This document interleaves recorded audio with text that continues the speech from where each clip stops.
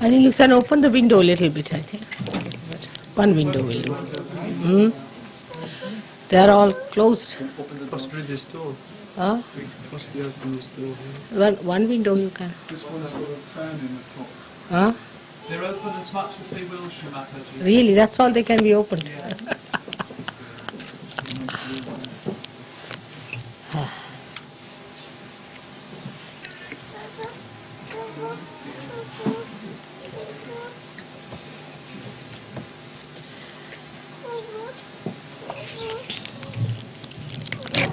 They have all arrived, so we'll wait for 2 minutes for them.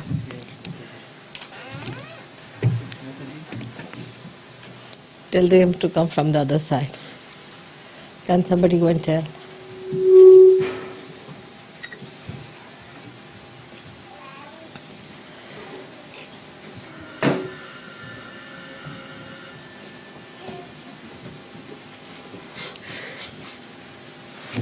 You are taking photograph, I'll not have this.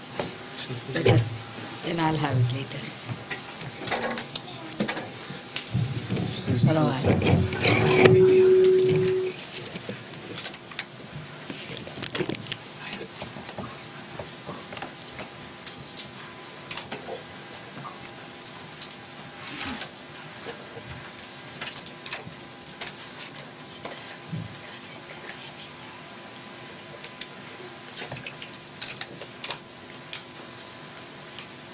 You must take the right angle and right time.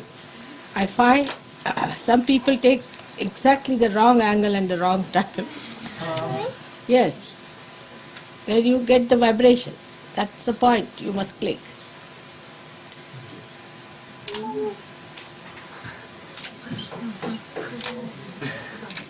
That's it. And because you just take it at the wrong time, photographs do not come out well for some people. Vibrations will tell you when to take. I took photograph of some people and their vibrations started flowing.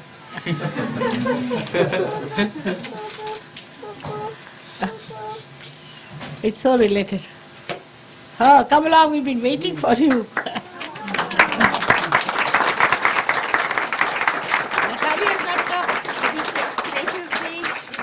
We left her, or otherwise we would have been too late. Oh God. But she will do a little puja at home by herself, she said. But where is she? At home. And I had to go to fetch Warren in Ghent and tell him the puja was earlier. Why didn't you take with you? Take her. Aye, poor thing, she'll So we feel very came bad. straight away to be here faster. Ah,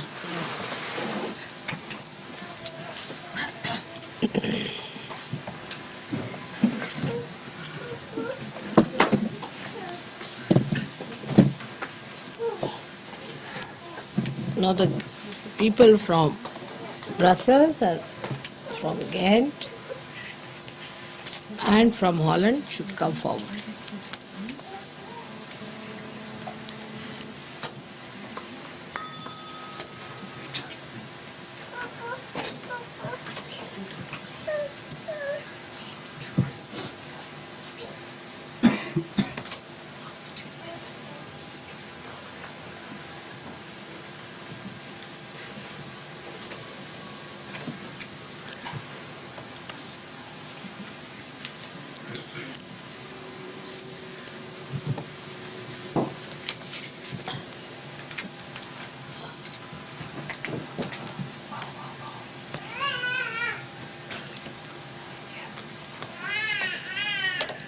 Can you move this side a little?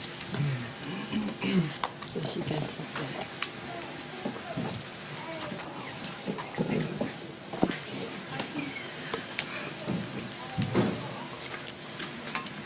They're so beautiful, Srimati. Little very beautiful.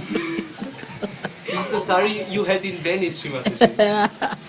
I gave them to wear and as a present, but I'm left with no sari to give them. So I don't know what to do. I mean, I have only white saris left, so I thought I'll send them some nice saris. All right.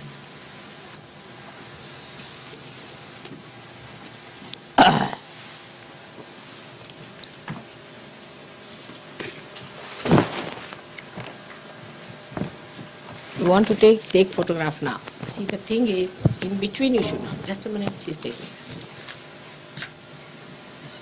You must take the photograph at a particular time. See, now, say, supposing I'm talking, that time you should not. Or I'm treating somebody, then you should not.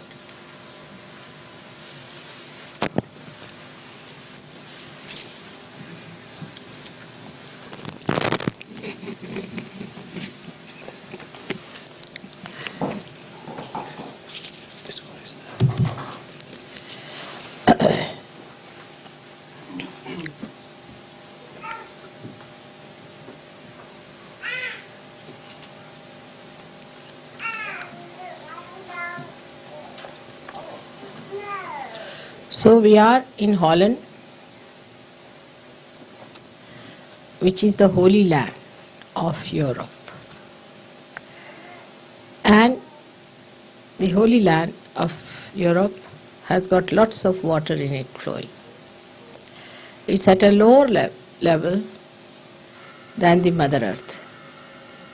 And the sea flows through it. So it's a good combination of the sea and the earth here. So sea cleanses and the Mother Earth blesses the people of Holland. But if they have lost their moorings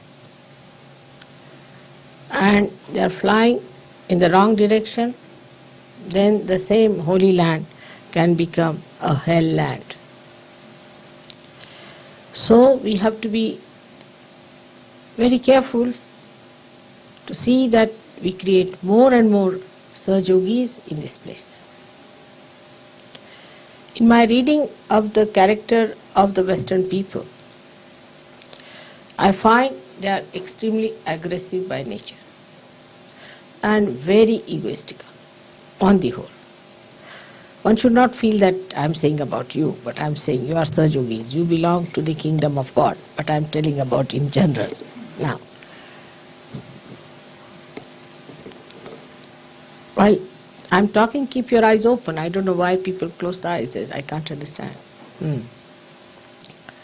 Now, when we are in the Holy Land, we find that the Mother Earth has allowed the sea to flow in. And is a very good place for me to say something to you. Here the sea has taken refuge in the Mother. The Guru has bound itself with the motherly qualities. A person feels more safe on the ground than on the sea or in the air. So today is the best opportunity for me to say that after the Guru Puja, we have to understand that to be holy means you must allow the Guru Tattva to circulate in the Mother principle. Or the Guru Tattva is to be controlled and guided and beautified by the Mother principle. It's only the Mother Earth that is beautiful, because it can create so many varieties, so many dramas, so many plays. Any other element, if you see, has nothing in it. So it is she who can create. So we should take to the motherly quality more and try to bind our Guru principle through that motherly, beautiful, creative power, so that we make our presence very agreeable, very congenial, very beautiful, full of interest and varieties. Every time new flowers, every time new fruits, every time a new design. As Kundalini is made of Mother Earth. We are quite capable of doing that. There are gurus and gurus and gurus, but no one so far is such a master as you are of the Kundalini. If they were, they would have given realization to thousands. Why? Because your mother has penetrated into your Guru principle and has risen your Kundalini, has given you powers to raise Kundalini, breaking your 7th chakra so clearly. That never happened with anyone. Even incarnations could not do that to the masses as you are doing. The Kundalini is flowing from your hand. The Ganesha is active in you. But it should never give you the ego or the sternness or the heaviness of the sea. But it should give you the beauty of the Mother Earth. Mother Earth is always bigger than the sea because she has to contain the sea. Sea can never be bigger than the Mother Earth. Sometimes it looks sea bigger, but sea is contained in the Mother Earth. It cannot go beyond. So Mother Earth is always greater, bigger, wider than the sea. So one has to understand that when Kundalini has risen, you have become all the 7 chakras and not only the Guru chakra. And when you have become the Guru chakra, it is also bounded on all sides by the Mother Earth.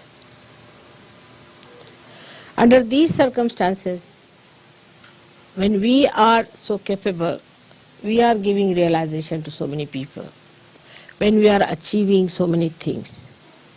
If we could just become humble, congenial, beautiful, we can master the whole world. But I find in the styles of Sahaja, especially in the West and westernized Indians, there is so much of ego still expressed in their talks, in their behavior. They are not capable of it. To see, I think, sometimes. But better see it.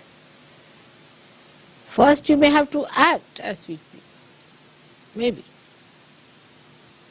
But you must learn that way. If you do not understand that all your leadership, all your Guru Tattva depends entirely on the loving capacity of your mother, her patience. I get angry, but perhaps once in a 10 years or 12 years, something like that. Seldom. That's better. Then the anger has some meaning, but all the time if you are in a temper or you try to show off or if you have so much of ego that you go on asserting on wrong things, then you cannot be effective. Another thing I have seen, that ego has no discretion. Ego has no discretion of any kind. If you are egoistical, first thing you lose is discretion. Then what's the use of having this nonsense of an ego which doesn't give you discretion? And people who have greater ego always then assert, and you have to agree to that. You are more impressed by the people who have greater ego than yours. And you like the people who are without any ego, so you can oppress on them. But the discretion part is very poor. That you can see. The other day one guru had come, one gentleman had come, and he has given some mantra. It's by his guru. Now he can't hear anything against his guru. Why? Because his ego has chosen that guru. Because the ego has chosen, how can the ego be wrong? And ego is always wrong. Invariably it is wrong. Everything is upside down with the ego orientation. Gradually you will learn that in the West, people lack common sense. Completely they lack common sense in everything. I mean, if they had common sense, there would have been much less problems. But common sense is lacking, and also I find the same thing in Sahaj Yogis. They lack common sense. You have to become so wise that common sense should be your nature, but common sense we lack. Like today, I'll have some water. Today I was discussing about, say, the labor problem, which is a very general problem.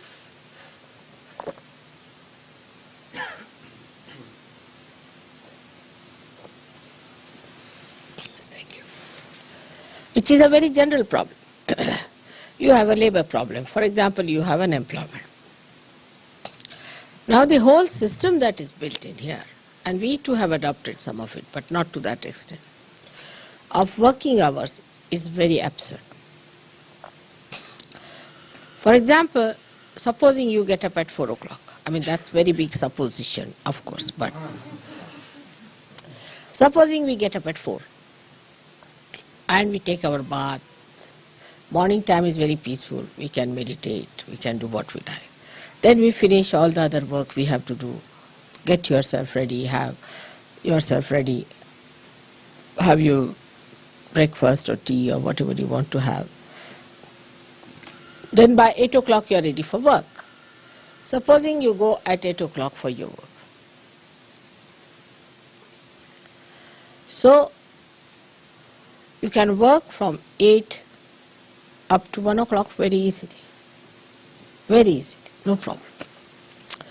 Then 1 o'clock you come back home, have your lunch and have a siesta. If you can have siesta for about 2 hours, till 4 o'clock, by 5 o'clock you again go to work.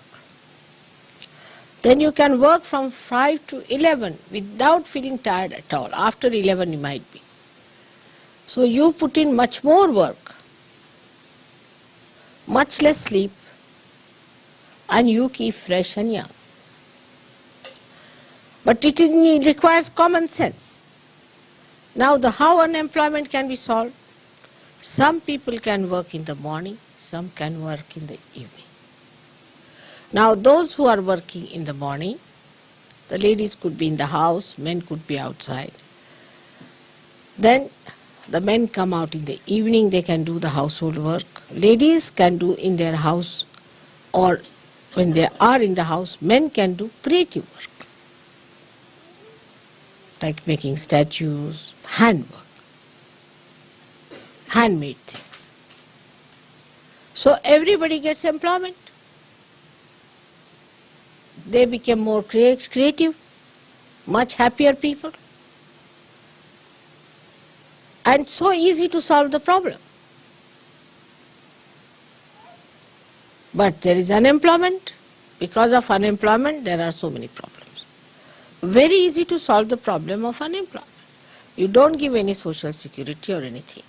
You give them their pay and let them work for shorter time. If you make them create things and sell them, they have more money. Or they can have nice things around them. Otherwise you can have horrid things like that. So you can have lots of things which are handmade. Plus machine-made things, whatever you want to have, there should be a balance. With common sense, we should know how far to go.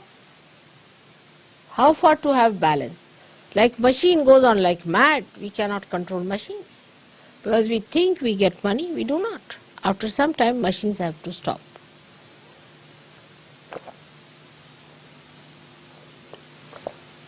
So you have to go up to this. I am trying to put the Guru Tattva into the Mother Tattva.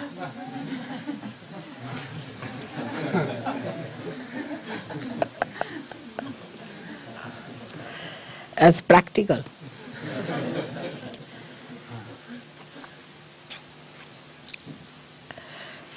So, common sense should be applied. And that can only come when there is no ego. With ego, there cannot be common sense. Because I like it, I do it. But this I is an ego who is blind, who is indiscreet, who is stupid. So ultimately we do stupid things. There should be common sense, which one can learn by getting rid of this. Now, people say, Mother, how to get rid of ego? It's very simple. You have to move left to the right 108 times in Sahaja Yoga. You have to forgive people in Sahaja Yoga. And you can watch yourself. First of all, see, do you watch others or you watch yourself, first of all. Like there was a lady traveling with me, very old lady. And she said, this man is handsome, this man is not handsome, this woman is good looking, she is pretty. That I was looking at her. I said, this mad woman, she will go really crazy by the time we get down. She goes on looking into every person, judging everyone, who is handsome, who is not. And everybody whom she called handsome, I found him ugly. So I gave up. I said, you better decide. I never try these things. Then, that man is not good, he is very hot-tempered, he is this thing, he is that, he talks like that, he walks like that, he shouldn't look like that. Worried about other people. You tell them anything, they'll go on shaking their neck like this. Oh, how could you do it? But you do it yourself. If they have to say yes, they'll do it 10 times. Yes, yes, yes, yes, yes. If they have to say no, they'll go on saying no, no, no. There's no common sense. Why to move your neck so many times? See, if somebody is saying that, you need not react all the time. So this is another thing, internal reaction. First is external. Seeing everyone, judging everyone. Oh, I don't like this station, this is too much dusty, this bathroom is not good, that room is not good, that thing is not good, like that. As if you are the Queen of England. Even that could be even more than that, because she's not even allowed to choose her dress. Parliament has to decide.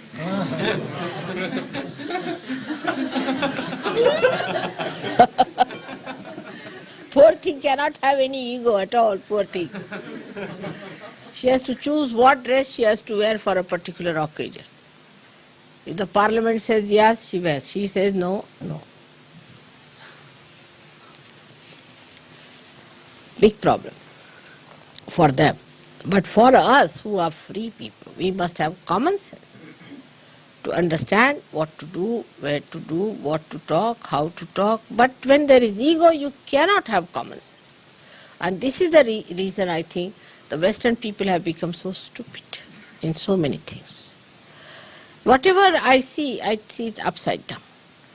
Indians, we may be poor people in the villages. They are not so educated. You are all very well educated people. Everything is there. But all has come out of ego. So the common sense is lacking.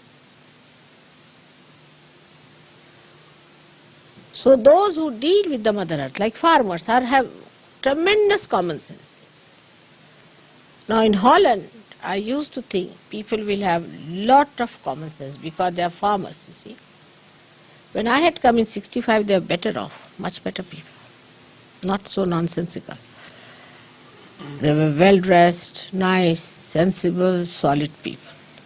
Of course, I met quite elderly people also, I should say. But I was surprised that in the market you could not get a transistor made in Holland, could not get anything made in Holland. So I said, how is it? You don't make anything machine? He said, why should we? For our 25 bulbs of tulips in those days, we get one transistor from Japan. So why should we make a transistor? Common sense. We sent from here 25 bulbs, and they had fields and fields of all kinds of tulips all over, when I came here. So they said for 25 bulbs we get one transistor, so why should we? We export our bulbs to them and get their transistors. Why should we make transistors?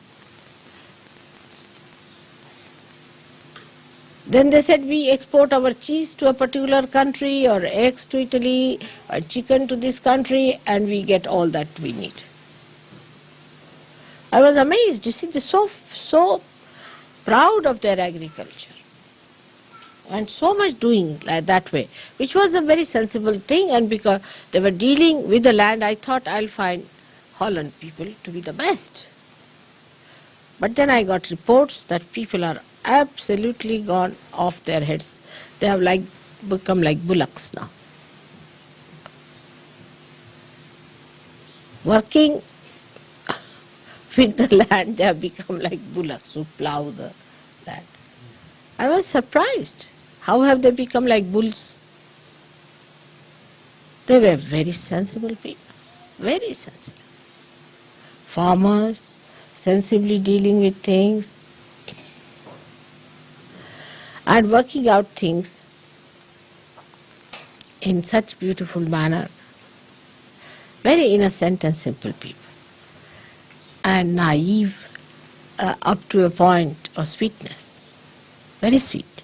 When we came here, they wanted to please us, so they wanted to put a flag for us, for our country. And they put Pakistan's flag in front of us.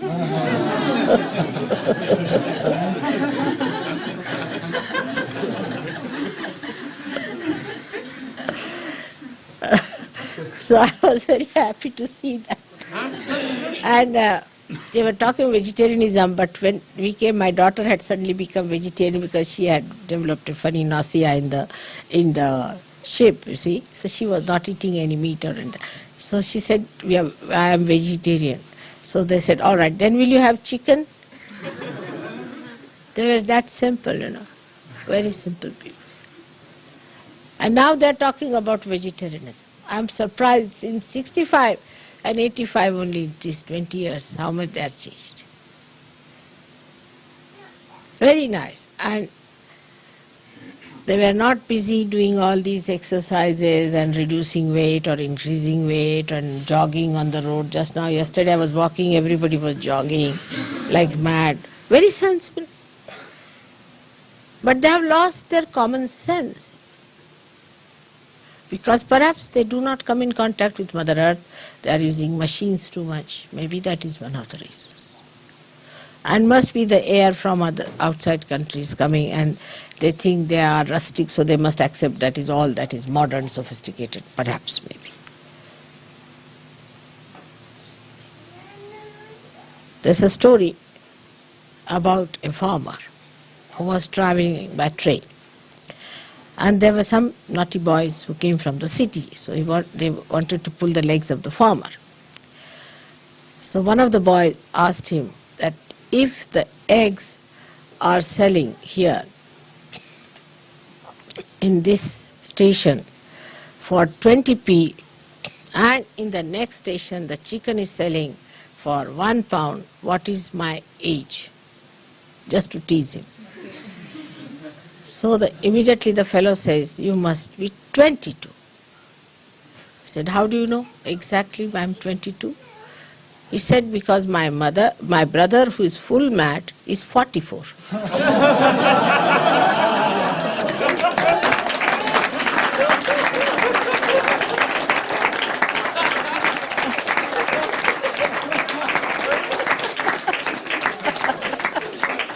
You see, they are so practical, so brass, you see, as you call in American level, brass tacks. You see, they know what is it. He looked at him and he said, 22? He said, how? Why? My brother, who is 44, is full mad. And these boys didn't know where to look, you see, because they wanted to tease him. And the farmers have great sense. Like we had one minister who had developed a bad neck, you see, Prime Minister, he was Chief Minister. He used to go on like this, his head used to go like this. So some farmers came to see him. They saw him and they looked at him. They said, oh, he's saying no already, what's the use of telling him anything? We have lots of stories of farmers in India, which shows how much they understand life. I had a very nice gardener. He was from a village. So there was one fellow, old fellow, another gardener. He says, no use talking to this old fellow. I said, why? He said, if he is a Hindu, then an old man is a gone case. I said, why? Because in young age they live like ascetics and in old age they become like bhoots. But if he's a Muslim, they don't live like ascetics in young age, they enjoy life, and in old age they are satisfied souls. So you better talk to a Muslim old man than to an Hindu old man. I mean, the reading is so correct about things, Everything that he said was so practical and so sensible. I was really surprised how he could say these things with such sweetness and with such goodness, and how he understood so many things so well. And he was a very young fellow, about, I would say, 30, 32 years of age. So he came to Bombay to see us. He didn't know our full address, he only knew Marine Drive. So he told the fellow, his taxi fellow, he drive me at Marine Drive. He said, Marine Drive is a big place. He said, drive me anywhere in Marine Drive. He drove. So he went and asked, is there a very tall gentleman staying in Marine Drive somewhere? And you see, my husband is one of the tallest in Indians, you see. So he went to the servants, asked, have you seen any tall Saab anywhere? He said, there's one tallest staying there, you see. So that's how he came to our house. And he showed them his shoes. This shoe is given to me by my Saab. He is also very tall, you see. So he said, this shoe he has given me. And he wears the same style of shoes. So servants notice all these things. They were practical people. So another gardener who met him, he said, yes, there's a tall fellow and he wears the same type of shoes. So he came to our house. How they are sharp and how their eyes are so penetrating, how they know everything about everything.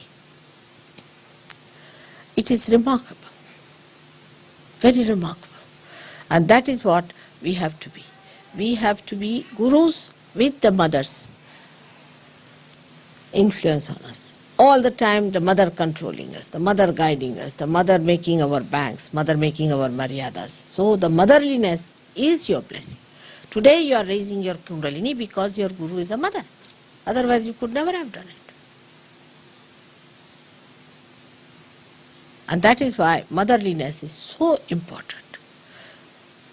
One of the reasons perhaps why the Sahaja-yogis run away from the leaders and sometimes from the people who want to have followed may be that we do not know that they are just entering in, just opening out. So try to be kind, just hatching. The little chicks, you see, will die very fast. You have to handle them very, very carefully. I am saying this after so many years of not saying this. And I am requesting all of you, try to develop, sit before the mirror and try to act like a mother. Let us say. Practice it. Try to be nice, kindly, gentle, patient. If you want to spread Sahaja Yoga in the West, we have to do that way. Not in Maharashtra. Maharashtra's mothers are quite strict and they are straightforward and children are used to it.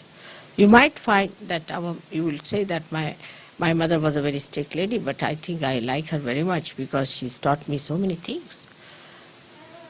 My sisters are expert cooks. We are very good in life. We are doing so well in life. We don't trouble anyone. All these things have come from our mother. She was a strict lady and she would not tolerate any nonsense. She would never tell a lie herself. And if you tell her, all right, if this gentleman is coming, you tell that I'm not in the house. Don't tell me to tell lies. I'll tell him that you told me to tell the lies. That's how she was. And that's how she treated us.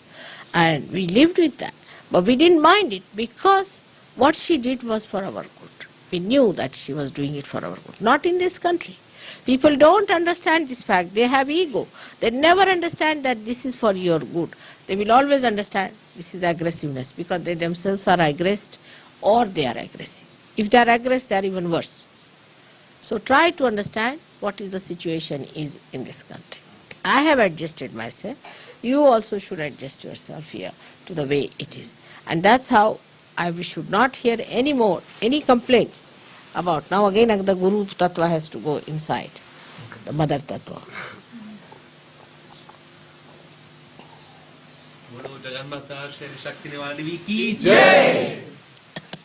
So next time I will not have any complaints, but they should all say, "Oh Mother, what a nice man, he's so kind, he's so gentle, so very sweet."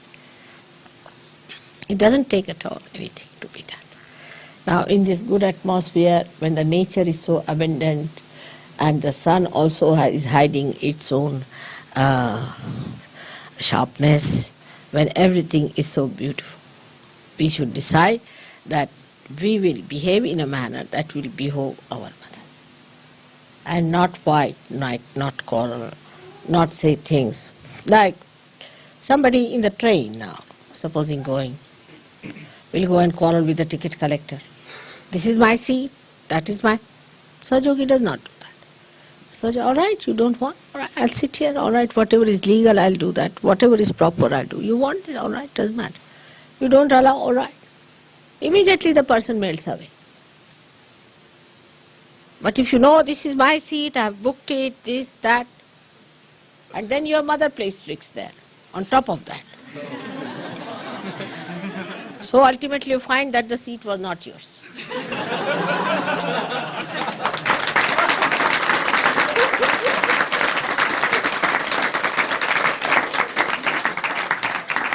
And you feel very upset about it. How a Sahajogi is insulted.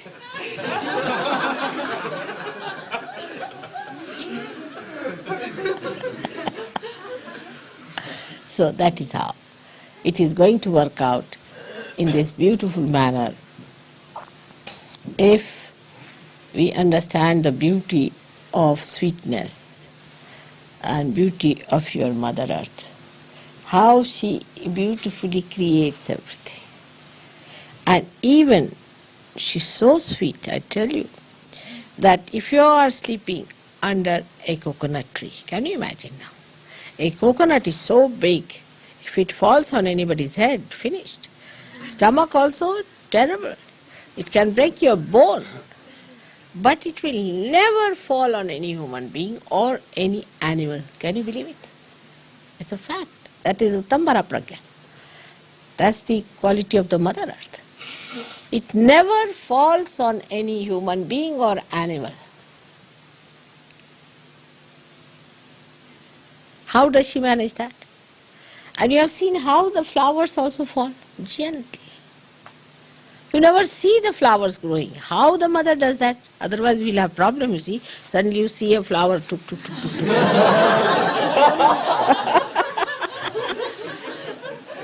So she, slowly she does it and suddenly, she makes the leaves so beautifully arranged that they all get the sun. How she manages? Then she creates a beautiful shade for you. The color scheme, everything so beautiful. And then how she nourishes? That because all the leaves drop down and they give nitrogen again to the Mother Earth. And then she again nourishes them up. And they will. But the leaves have to fall down if the sun has to come to the Mother Earth. It's all her doing. But she does it so beautifully that we are not even aware of what she is doing to us.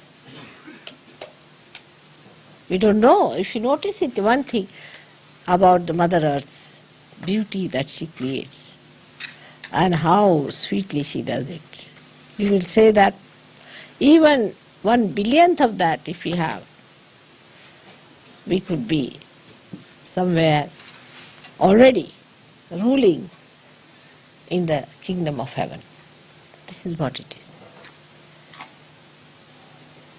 So, as you have got your Kundalini, you must develop that sweetness within you in such a manner that people see you and think that you are great mothers. But as you know, in the West, the mothers are so horrible. The women are so dominating that people do not have a proper image of a mother also. Women are extremely dominating. Women must learn to dominate. It's so easy. A bull can dominate anybody. But can they be like Mother Earth, which can bear up all kinds of troubles, all kinds of problems? Can we do that way? Especially that's why I request women of this country to develop those beautiful qualities and not of domination. Domination, it doesn't behove a woman. It doesn't look nice on her. It's like a bull she's wearing as a diamond piece around her neck. It's not beautifying. So we must give up that idea of dominating or trying to oppress the husband. He says something, we say no. To children we say no. To everyone we try to dominate. That's not our character. Even I think Roosevelt once said that, of course he must have met real Indian women, that an Indian woman, she is like a magnolia in an Indian forest. Of course here the magnolias are useless, but in Indian forest, even one flower in the forest, it is hidden, you can't see it. But you can smell it. The whole forest is fragrant. You can't see it anywhere. It's hidden in one flower. You can know this magnolia. And this is the greatest quality, because love is the most attractive thing in this world. Why do you hang around me?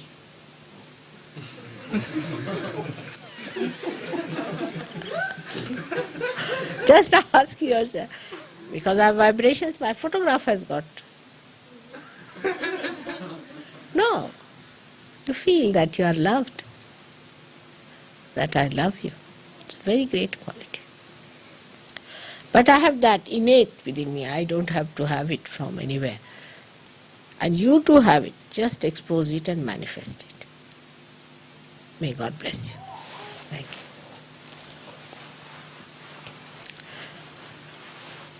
So today we should do actually the pujan of the Bhumi would be better idea. We'll do the Ganesha's pujan and then you worship me as the Mother Earth, as the Ratambhara Pragya, which we have not done so far, being the Holy Land. Alright? And we have to thank all these Sahajogis who are so few here, who have arranged all this and have done such good work.